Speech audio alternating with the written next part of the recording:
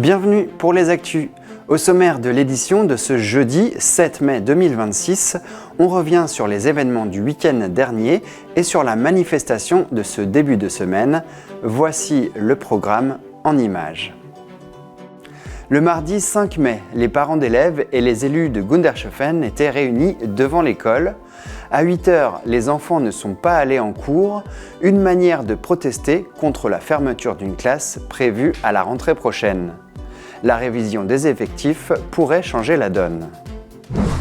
Le salon de la femme entrepreneuse fait étape à Gundershofen. Ces chefs d'entreprise font découvrir leurs activités dans des domaines variés. Toutes ces femmes ont en commun leur énergie et leur passion pour leur métier.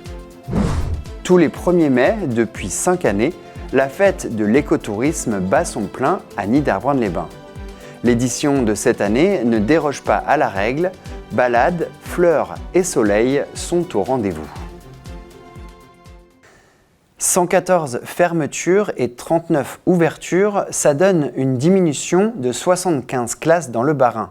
La baisse du nombre d'élèves devrait améliorer le taux d'encadrement moyen départemental selon la direction académique. La moyenne européenne se situe à 19 enfants par classe quand la France en compte plus de 21. Une classe va-t-elle fermer à Gundershofen? Reportage à l'école maternelle. L'annonce d'une possible fermeture de classe à la rentrée prochaine a mobilisé les parents et les élus de Gundershofen.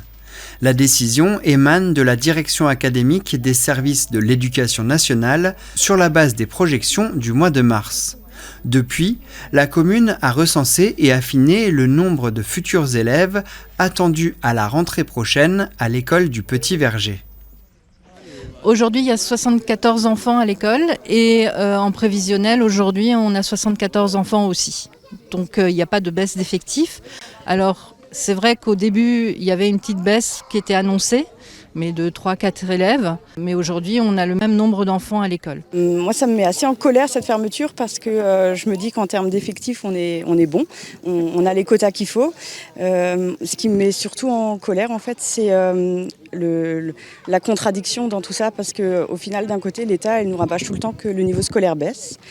Et à contrario, on nous ferme des classes et on nous enlève des moyens d'année en année. Il y a beaucoup d'inquiétudes, il y a le directeur qui perd sa journée de décharge pour tout ce qui est administratif. L'association PEPS a appelé à la manifestation ce mardi 5 mai devant l'école maternelle. La rue était barrée par arrêté municipal. Ce matin-là, les enfants ne vont pas tous en cours en signe de protestation. Ici, en plus, la situation est particulière puisque des travaux prévoient de renforcer certaines fondations. Surtout qu'on est dans une configuration assez compliquée. Aujourd'hui à Gundershofen, à l'école maternelle, parce qu'on a des travaux qui sont envisagés. On a un périscolaire qu'on doit reconstruire suite à un incendie. Donc il y aurait 2 classes qui se retrouveraient dans l'ancien bâtiment, si on peut dire comme ça, l'école actuelle, et une classe qui se retrouverait derrière nous dans les Algeco. Et surtout qu'au niveau des Algeco, ils ne peuvent pas non plus mettre énormément d'enfants. Donc ça impliquerait qu'il y en aurait beaucoup plus dans une autre classe. Donc d'avoir une classe, on va dire, avec minimum 28-29 petits enfants, c'est quand même très compliqué à gérer, quoi. Moins de modulation en raison des travaux, cette possible fermeture tombe donc très mal.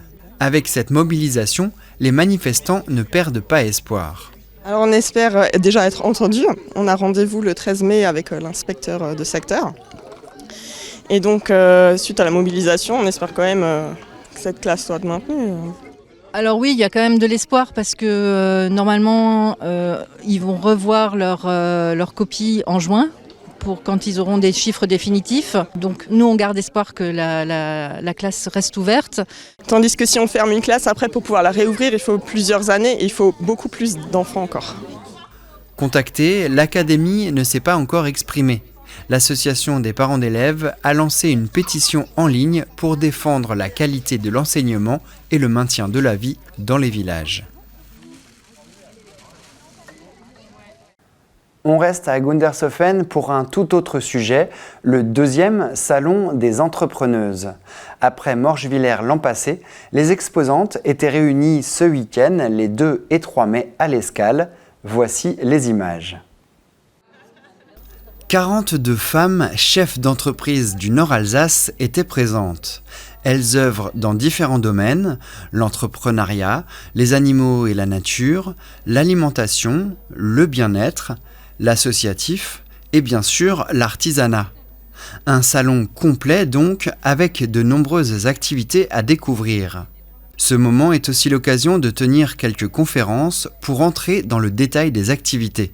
Chacune a pu se faire connaître et montrer ses compétences. Selon la Direction générale des entreprises, les femmes ne représentent que 28% des chefs d'entreprise et des personnes ayant l'intention de créer ou reprendre une société.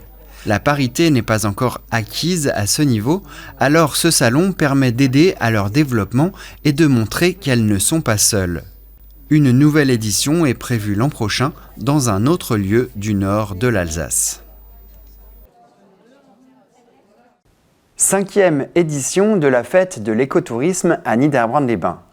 Le soleil était encore une fois au rendez-vous ce 1er mai comme l'an passé. Cette fête se passe aussi au cerf municipal ou au château de la Wasembourg. Et sur la place du bureau central, il y avait de nombreux végétaux avec le fameux marché organisé par l'association des Amis des Fleurs, Fruits et Jardins. Différents stands complètent l'animation ainsi qu'une petite restauration. Une opération pour favoriser, comme son nom l'indique, un tourisme respectueux de l'environnement dans le cadre du label Station Verte. Les actus, c'est déjà fini, mais on vous réserve une belle édition la semaine prochaine aussi. Ne manquez pas les prochains reportages, visibles dès le mercredi 13 mai. Vous verrez les images des grands travaux chez Allelor à Mittesheim. Tout de suite, on visite un jardin gourmand avec des plantes en rapport avec la gastronomie, comme des iris chocolat ou un arbre caramel, un sujet de TV2Com. Merci de regarder TV3V et portez-vous bien.